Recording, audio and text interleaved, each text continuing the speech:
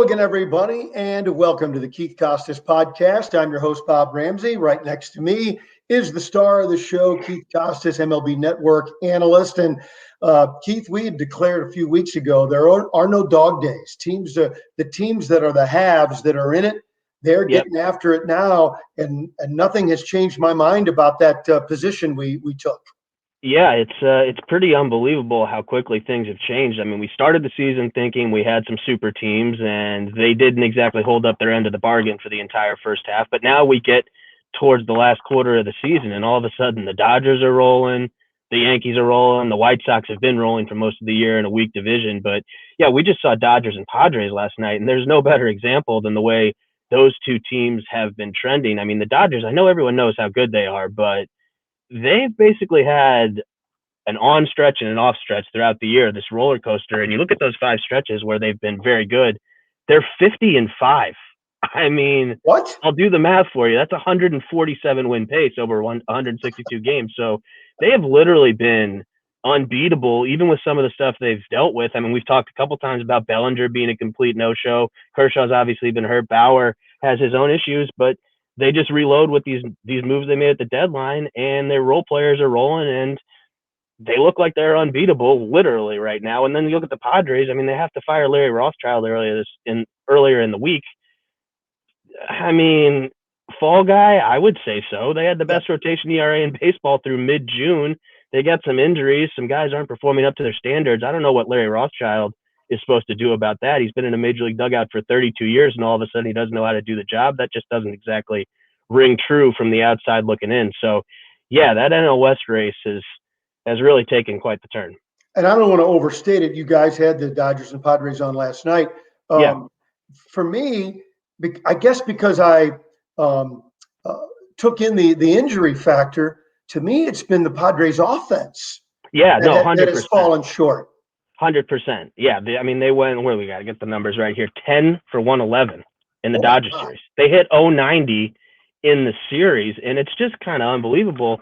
Like you said, what's happened with that offense. I mean, they obviously have the star power with Tatis and Machado, but last year and heading into this year, it was all of the quality role players. You know, it's hard to differentiate between the guys like Cronenworth and Grisham and our old friend Tommy Pham from St. Louis. They kind of had the same quality of secondary players, even like an Eric Hosmer, whose best days are behind him, but still obviously a solid contributor. They had so many of those guys, and they've just faltered. I mean, you know, speaking of Pham specifically, someone that people watching this in St. Louis are obviously familiar with, it's tough to watch him right now. I mean, he's really had one good month with the Padres. We did the last Padres-Dodgers series, which was in June, and he was on fire. He had one of the best months of anybody in the league in June, but you kind of take that out of the mix and look at the full 2-year stretch with the Padres. You know, WAR isn't the be-all, end-all, but he's not a bad WAR. He has a negative WAR. He's been below replacement level if you take that June out of his Padres tenure. So is Tommy Pham at the head of the list their problems? No, he's not even close. But just what's kind of happened with him and the inexplicable nature of how he's disappeared. We touched on Frazier last week. He's been a complete no-show after being one of the better hitters in the league this year in Pittsburgh. Obviously a little different situation in terms of pressure when you're in a pennant race with the Padres as opposed to playing with the Bucks. But yeah, they've just had a lot of guys go flat offensively in addition to the pitching injuries. Let's jump around around baseball a little bit, but first we'll stay with the Dodgers. Mm-hmm. What's the latest on Kershaw? Although they act like they don't need him, what's that situation? Because I think that's the tipping point of them being able to win the World Series. Yeah, I agree. And mum is kind of the word there with what's going on with Kershaw. We asked the questions that you have to ask and did not exactly get any telling answers from anybody we talked to with the Dodgers last week. He was in the dugout. You know, it just kind of struck me when Scherzer came off the mound last night, another dominant performance. We obviously know what the roster looks like, and obviously Kershaw is out right now. That's what we're discussing. But he gets into the dugout, and he's joking around with Walker Buehler and Clayton Kershaw and Max Scherzer. Obviously, they're never on the field together. You see him in the dugout 3 in a row like that. Whoa, man, that's not even taking Urias into consideration, who obviously dominated last year's postseason. But back to the original question, I'm with you, Rammer. Clayton Kershaw, especially to mix up, you know, left-right the way they can with that Dodgers rotation, give all kinds of different looks. I mean, just completely different styles of pitching. You're not seeing similar guys from similar sides or similar arsenals.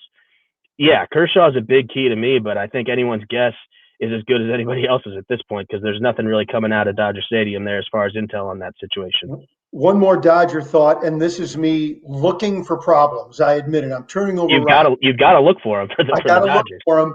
How can Dave Roberts keep so many guys happy on the bench?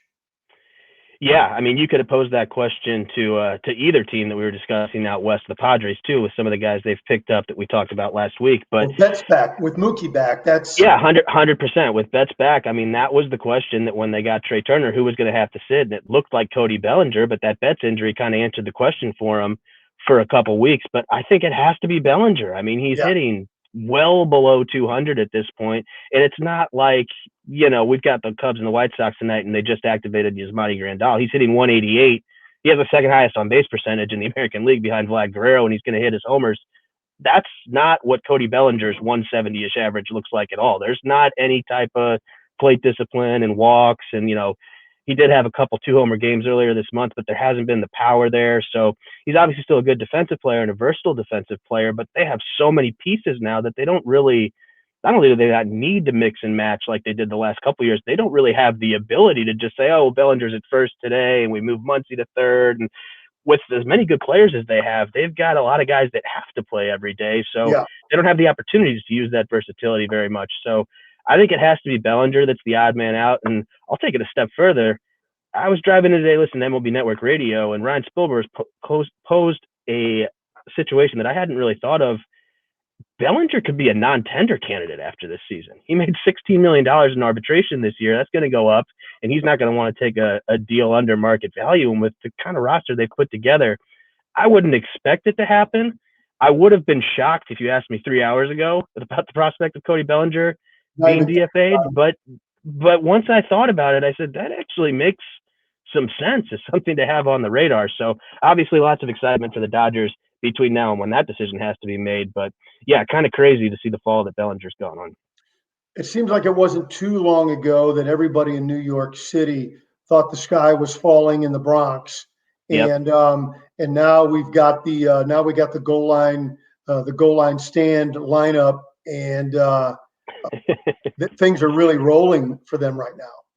Yeah, they are. And it's pretty amazing that they haven't had a winning streak like the one they put together in almost 50 years. I mean, maybe it's closer to 60 years, actually, now that I think about it. But you think of all the success they have, I mean, tells you how hard it is to get on a streak like they've been on recently, especially not being at full strength with some of the pitchers that they have in the mix that they're still trying to get back. I mean, they're not guys that you necessarily counted on for huge inning loads, given their recent history with the Severinos and the Klubers and whatnot. But still, those are big pieces that they haven't had. And I think kind of the other interesting dynamic with the topic we're discussing is some of these contenders or thought to be contenders falling out of the race in all these divisions around baseball is that they have kind of bullies in their backyard that they have to deal with. So you talk Padres, well, they look right up the road at the Dodgers, who look like a complete juggernaut. You talk the Yankees getting things rolling. That's happening as the Mets are regressing. You look at the Cubs falling out. Well, they've got the White Sox right in the backyard that are making noise for the first time in a while. So aside from just the on the field stuff, I mean, the narrative around these teams and the vibe around the fan bases, it's just that it stings that much more when you've got your rival right in your own backyard that is kind of trending in the complete opposite direction. And that's the case in New York for sure right now. I'm probably asking this a week or 10 days too early, because we really need to have some more games go by to see it take shape. Will the Yankees catch Tampa? Oh, man, I don't know. I am out of the business of ever betting against the Rays under any circumstances. It's not a good proposition for anybody. I've learned my lesson too many times with them. But that being said, I think the first one of these we did in the beginning of the year, I said that the Yankees were the biggest lock of any team in baseball to win the division. I was eating crow for quite a while this season on that, but now that they're back in the mix, I think I have to revert back to my original position and declare you had it with right certainty, all along. I was right all along. They will win the division. So Yankees-Rays has been one of the better rivalries in baseball these last couple of years. I know it gets overshadowed, obviously, by Yankees-Red Sox all the time, but having those two go into the last couple of weeks of the season in a tight race would be very, very entertaining and a great thing for the game. And the final thing, and I know most of baseball doesn't really, usually it's market specific when you're talking about wild card. National League wild card, let's face it, everybody's just really battling to go to Dodger Stadium for a game. Yeah, 100%. I mean, it's funny, right? We just talked Dodgers, Padres for a couple minutes and didn't even mention the Giants, which in the beginning of the season, everyone was just waiting for the shoe to drop and them to fall out of contention. Let me throw something. Yeah, go. I'm old. I'll forget it. I apologize for the interruption. I think Brandon Crawford is the National League MVP. Wow. That's a take. I don't necessarily hate it, though. I've always been a huge fan of Brandon Crawford. And he's been the guy that's been there every day, getting it done. 100%. And, kind of what we were just talking about, the people waiting for that other shoe to drop, especially in the first half of the season. He was the one who was keeping them exactly where they were. There was no dip for them early on, and they padded their record and their lead early on in the season with the way they got out of the gates, and he was a huge part of that. And I know he might not be the rangiest shortstop in the league at this point in his career, but something that I always think about with Brandon Crawford is, and this is kind of an interesting way to think about defense, it's not who's the best defensive player, but Bill Ripken, who I had a chance to work with at MLB Network for about a decade now, he always phrases it this way, talking about Brandon Crawford, who he loves. Number one shortstop in the league that you want a routine ground ball hit at him with 2 outs in the ninth. And I think that's 100% accurate. I mean, he makes the plays he's supposed to make at an extremely high rate. I mean, he's obviously, in his earlier years, was a Gold Glover and was a pretty flashy defender, honestly. He made a lot of acrobatic and kind of daring plays and behind the back flips and whatnot, glove flips, all kinds of stuff. But at the end of the day, he's one of the more sure-handed defenders in addition to the way he's been swinging the bat this year. So I don't know about MVP, but I like where your head's at. Yeah, and so throw that around that you work with some knucklehead from the Midwest, but if you say, here's the best team, and we can't figure out why they're winning, and then you look at the guy that has been their glue all year long. Now, is Posey a better offensive player? Well, when he's in the lineup. Right. But I'm telling you, I think Crawford, if I were voting today, and we still got over a month, if I were voting today, I think I would vote for him. Yeah, I mean, it's interesting that you brought up Posey, because I don't know if fans that aren't watching the Giants or following the NL West every day realize that they've had a really strict plan with Posey all year long. Yeah. He's played 2 on, 1 off without fail basically all year. I haven't looked in the last 3 or 4 weeks. Maybe there was a day or two where they got away from it for injury or some kind of scheduling quirk or whatever. But through the All-Star break, that was a hard and fast plan for Posey. And Brandon Belt, another guy that fits that description of having been there for a long time, having a great year. He was out for a while too. But like you said, Crawford's been there. So, yeah, with every passing second of this conversation, you actually might be convincing me that he is the MVP. So, yeah, I'm with you here. If they ridicule you at the office, just blame me. No, it's fine. It's fine. I'll just put your name under the bus. And so what? MLB Network tonight? Yeah, we've got Cubs White Sox tonight, which should be fun. I know we've talked about the White Sox a lot throughout the year, but I'm really curious to get a chance to talk to Tony again with kind of their full roster, getting back to where they thought they would be, at least on paper, before the season. I mentioned earlier, Grandal's coming back. Obviously, Jimenez and Robert have been two huge pieces that they weathered the storm with, and they're back now too. Dallas Keuchel on the mound tonight, so not having his best year. They've lost 5 of his last 6 starts. I'm kind of curious to see how he pitches tonight. Cubs aren't exactly the stiffest competition around right now, but yeah, should be good to watch the White Sox play, and always fun to talk to Tony. So we've got that coming up tonight, and then next week I'll be out in San Francisco, which great to get back to traveling, especially to a city like San Francisco for Giants Brewers, which is a YouTube game. So that could be an NLCS preview. I haven't seen either of those teams play in person this year. I haven't gotten a chance to talk to anybody with those teams, so really looking forward to that too. Wow. So those 2 games, and then next week, I mean, your MLB Network is really setting up postseason nicely. Yeah. We've got some great games coming up, and it should be fun down the stretch. We usually keep things kind of open-ended for the end of the season to see how the races shape up, and got some good matchups falling into our lap, so it should be good. Beautiful. As always, very insightful, Keith. Looking forward to the game tonight on MLB Network, and looking forward to talking to you next week, buddy. All right, Raymer. Talk to you next week. That's Keith Costas. I'm Bob Ramsey. It's the Keith Costas Podcast, and we'll see you next week. Every day, Ameren, Illinois works to deliver reliable energy throughout the state to on-the-go families, in-the-know grandparents, and busy students. But did you know we also have ways to manage your energy?